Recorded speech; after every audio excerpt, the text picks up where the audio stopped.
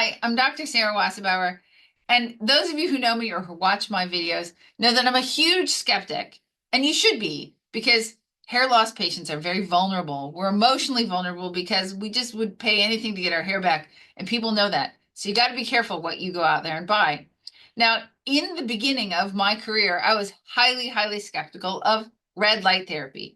But it turns out when you do a deep dive into the research that red light probably does grow hair, but it's light of certain wavelengths and some other criteria need to be met before it will actually grow hair on your head. Nevertheless, red light therapy, and you can read this in some new articles that have just been published, red light therapy probably does work for hair. The trick is find the right wavelength, use it for the proper length of time, which is the dose. So the right wavelength is going to be probably 668 to 684, maybe in the 800 range as well. It's going to get the light to your scalp. You're going to need to use it for between 14 and 20 minutes a day, every other day or every third day.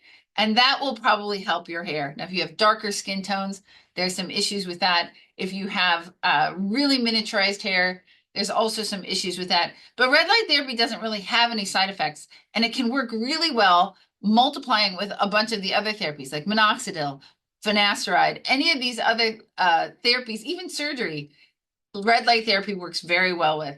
When you read something about red light therapy, that's fantastic. I would not suggest going out there and buying a device quite yet because we don't quite have a device that works with all of those parameters for consumers yet. But as soon as we do, I will let everyone on the planet know.